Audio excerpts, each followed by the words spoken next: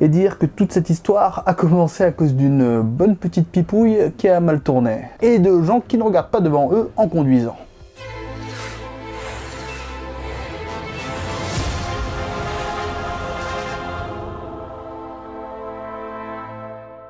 On verra sans doute ce Army of the Dead de Zack Snyder comme un délire simpliste et jouissif d'éclatage de zombies en territoire infesté de Las Vegas.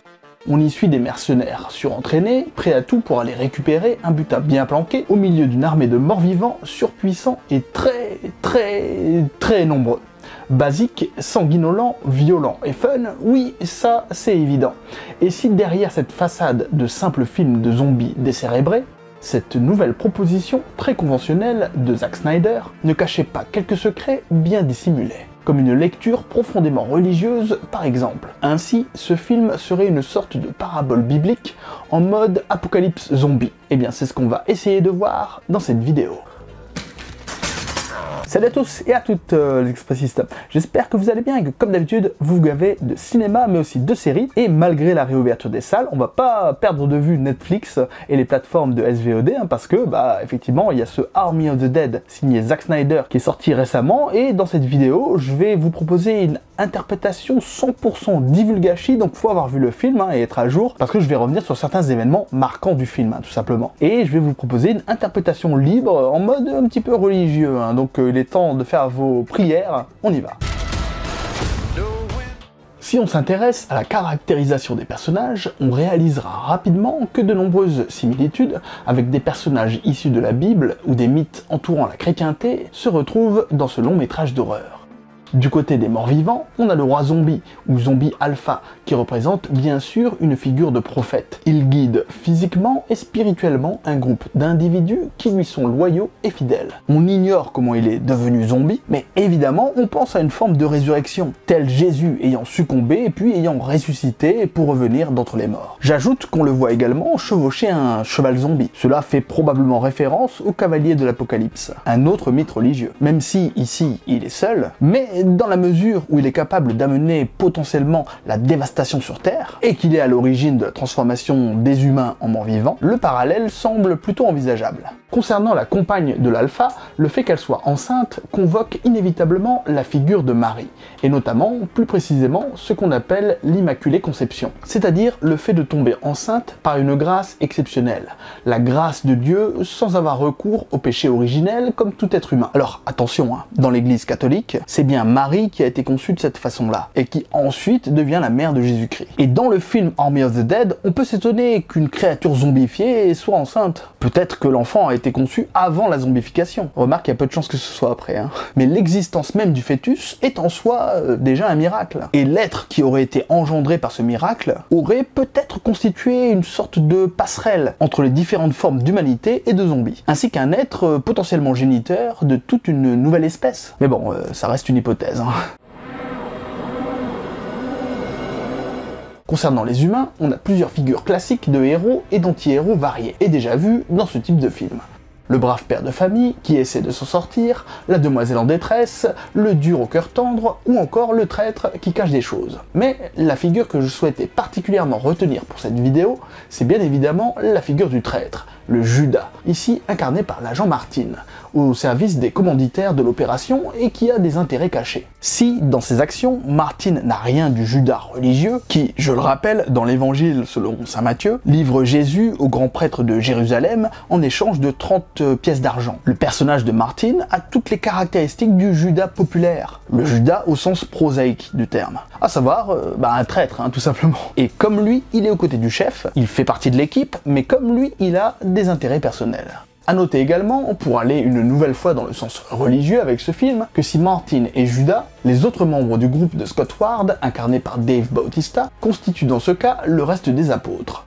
En effet, si on choisit d'inclure la personne à secourir, Gita, ou encore le commanditaire lui-même de l'opération, Bly Tanaka, on compte alors 12 membres dans le groupe spécial emmené par Scott Ward. Le héros, Scott Ward lui-même, en 2, la fille du héros, Kate Ward, en 3, la copine du héros, Maria Cruz, en 4, Mikey Guzman, et en 5, sa copine, Chambers. En 6ème place, Van der Rohe, aussi surnommé Van, et en 7ème, celui qui devient son pote, Ludwig Jeter, l'expert des coffres-forts. En 8, la pilote Marianne Peters, Peters. En 9, la guide, Lily Coyote, qui est française, soit dit en passant. En 9 et 10, les méchants. Tout d'abord le méchant sacrifié, Burt Cummings, et ensuite le méchant traître, Martin. Et enfin, donc, en 12e et dernière position, le dernier membre, et là ça dépend, comme je vous ai dit, de si on les compte ou pas, Tanaka ou Gita. Avant de poursuivre cette analyse et interprétation de ce film avec un parallèle, je pense, assez sympathique au sujet des 7 péchés capitaux, je vais d'abord vous inviter à mettre un pouce vers le haut, commenter et partager cette vidéo si vous avez apprécié en tout cas cette première partie. Je vous remercie d'avance, hein, ça aide vraiment beaucoup plus que ce que vous pensez. Donc n'hésitez surtout pas. Je vous remercie et si vous le souhaitez, vous pouvez également vous abonner à la chaîne ainsi qu'aux différents réseaux sociaux de la chaîne. Ça permet de bénéficier de critiques exclusives, des critiques écrites notamment. Je vous remercie pour tout et pour les plus fortunés ou les plus fidèles d'entre vous, n'hésitez pas à me soutenir financièrement sur Tipeee. Ça permettra de vraiment soutenir la chaîne et aussi de m'éviter tout simplement d'aller me perdre dans une zone infestée de zombies juste pour récupérer un petit peu d'argent. Parce que oui, si vous m'aidez, j'en aurais pas besoin, j'aurais pas besoin d'y aller. Et je pourrais ainsi continuer les vidéos bien sûr, donc merci d'avance. T'es prête à jouer ? Et pour poursuivre cette vidéo, je vais poser une question. Et si ce film n'était au final qu'une réitération des 7 péchés capitaux, qu'on retrouve dans de nombreuses mythologies, et notamment dans la religion catholique? Les 7 péchés capitaux de la chrétienté sont, pour rappel, l'avarice, l'envie, la paresse, la gourmandise, l'orgueil, la luxure et la colère. L'avarice tout d'abord, c'est l'attachement excessif à l'argent. C'est l'un des thèmes centraux du film, puisque tout tourne autour d'un casse à 200 millions de dollars garantis. Donc bon, c'est plutôt évident, parce que niveau thune, on est plutôt servi. En plus, il y a plein de plans sur des billets, etc. Il y a vraiment une iconisation de l'argent dans le film. Mais ce qui est intéressant, c'est que les personnages sont punis par là où ils ont péché, et finissent même sans récupérer d'argent finalement. Abordons à présent l'envie. Elle désigne la convoitise ou toute émotion éprouvée par la personne qui désire intensément posséder le bien d'autrui. Ici, dans le film, cette envie se manifeste métaphoriquement par la volonté du gouvernement américain de s'emparer de la tête capturée par Martin, afin d'en découvrir tous les secrets et de posséder une arme de destruction massive incroyablement efficace. J'ajoute tout de même que l'envie se manifeste aussi autrement dans le film, à travers l'envie d'une autre vie. Une vie meilleure, grâce à l'argent, pour Van, Peters ou Gusman par exemple, ou l'envie d'une vie plus simple, pour Scott Ward et sa fille par exemple. Passons à la paresse à présent. Cela désigne le fait de ne pas avoir envie de faire des choses en principe nécessaires pour soi ou pour les autres, dans l'unique intérêt de mieux vivre ou de juste ne rien faire. Cette paresse, elle se manifeste là encore métaphoriquement dans le film. Ici, à travers la relation inaboutie du père et de sa fille. En effet, suite à la mort de sa femme, le héros s'est replié sur lui-même et n'a pas pris les choses en main pour consoler et s'occuper de sa fille. Ce qui a amené cette dernière à le renier. Mais cette critique vaut aussi pour la jeune fille, qui n'a pas essayé de faire les efforts pour comprendre ce qui poussait son père à agir comme cela. En un sens, elle a aussi fait preuve d'une certaine paresse émotionnelle afin d'éviter une discussion juste pour mieux vivre sa douleur. Pour s'occuper à présent du cas de la gourmandise, c'est-à-dire dans la Bible, le péché d'une forme de gloutonnerie orgiaque, dans Army of the Dead, plusieurs passages peuvent y faire allusion, ou en tout cas s'y apparenter, comme le moment où le tigre zombie tue Martin, puis le bouffe, alors que ce n'est pas du tout nécessaire. Mais surtout, la gourmandise elle-même est représentée par la figure même du zombie cannibale, un être dont la nature profonde se caractérise par une faim insatiable, et une forme de gloutonnerie quasi surnaturelle. Enfin, et pour dresser un parallèle un peu tiré par les cheveux, mais plutôt rigolo, la gourmandise dans ce film, en plus d'être aussi matérialisée par l'envie d'ouverture d'un restaurant par le protagoniste principal, qui parle énormément de bouffe pendant tout le film, c'est à souligner. Elle peut aussi peut-être s'appliquer à nous-mêmes, en tant que spectateurs avides d'assister à des morts violentes. Des morts qu'on dévore peut-être avec une certaine gourmandise, n'est-ce pas? J'enchaîne à présent sur le péché d'orgueil, qui traditionnellement définit une absence d'humilité, qui s'accompagne d'une surestimation de sa valeur personnelle et d'une dépréciation de la valeur d'autrui. Je citerai 2 exemples assez probants dans le film. Le premier, c'est la raison pour laquelle l'expert en coffre-fort, Dieter,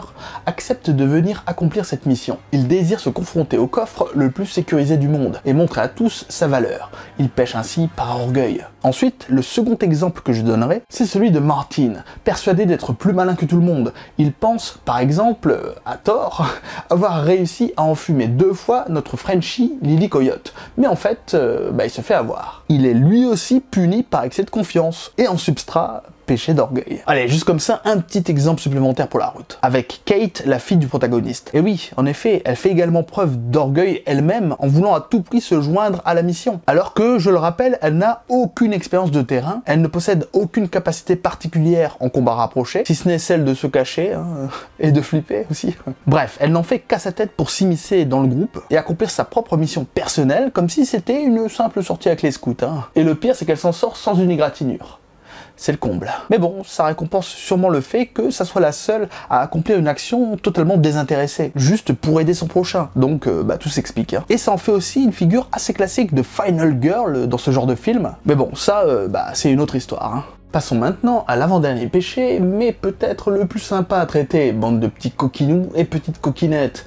Le péché de luxure. Ce terme désigne bien sûr le penchant immodéré pour la pratique des plaisirs sexuels. Le tout sans vocation procréative, je précise. Et ici, dans le film, c'est assez évident. Et je vous en parlais déjà dans l'intro de cette vidéo, mais le péché de luxure est même en quelque sorte ce qui provoque tous les événements du film, puisque bon, dès la première séquence, on a des jeunes mariés en voiture et une scène de pipouille qui tourne mal. Bah oui, forcément, une jeune femme qui vous prodigue sa fellation la plus sympathique, alors que vous conduisez, ça peut perturber la concentration. Même si, au demeurant, je peux comprendre qu'on ait du mal à refuser ce don de soi. A noter également un clin d'œil plus subtil au péché de luxure avec les noms de Sodome et Gomorrhe mentionnés dans le film, pour désigner les différentes ailes du casino à cambrioler. Je vous rappelle que Sodome et Gomorrhe étaient deux villes très réputées dans la Bible pour ses nombreux vices, notamment d'ordre sexuel qui s'y seraient déroulés. Donc vous voyez le tableau. Et comme en plus l'intrigue principale se passe à Vegas, régulièrement surnommée ville du vice, eh bien je crois que la boucle est bouclée, non ?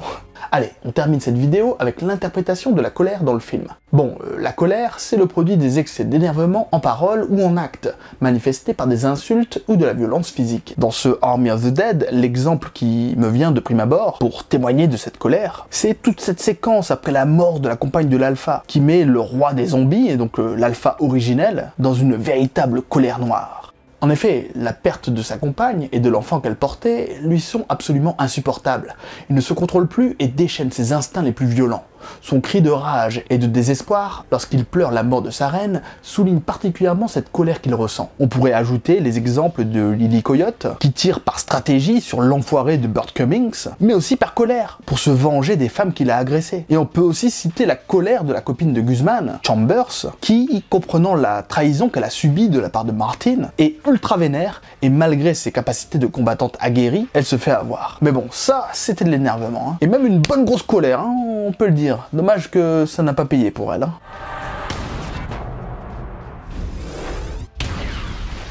En conclusion, ce Army of the Dead, au-delà d'être un simple film de zombies spectaculaire et divertissant, dispose d'une richesse thématique supérieure à ce qu'on aurait pu penser de prime abord. Et il y aurait encore plein de points à aborder dans cette vidéo, mais cela fera peut-être l'objet d'une prochaine vidéo, pourquoi pas. Dites-le en commentaire si vous êtes intéressé en tout cas. J'aurais pu parler par exemple de la théorie de boucle temporelle dont parle Van au milieu du film, ou encore de la figure horrifique du zombie intelligent et doté de conscience, ou bien encore de l'art du décalage distillé tout au long du film. Mais je vais en rester là pour cette fois, j'espère néanmoins que ça vous a plu. Et pour vous dire rapidement ce que j'ai pensé du film, j'ai trouvé que c'était un divertissement agréable, avec de bonnes petites scènes de baston, une photographie de Vegas intéressante, bien que trop numérique à mon goût. J'ai également trouvé le casting sympa mais sans plus, avec un Dave Bautista trop emprunté, et qui n'a pas toujours l'air très à l'aise dans le jeu, notamment dans les séquences d'émotion. Bref, pas un grand film, mais un bon petit film de zombies sympa. Hyper classique, et avec quelques longueurs quand même à signaler, et une fin plutôt rigolote. Donc ça se regarde, mais sans plus. Bref, j'y vais quand même, non? Oh, scheiße. Et voilà, c'est tout pour moi les expressistes, j'espère que cette vidéo vous a plu. Si vous souhaitez poursuivre un petit peu sur la chaîne, il y a 2 vidéos qui devraient apparaître sur votre écran, donc n'hésitez pas à aller voir tout ça. Je vous remercie pour tout et je vous dis donc à très bientôt, et surtout, allez voir des films et des séries, et à très vite. Ciao les expressistes!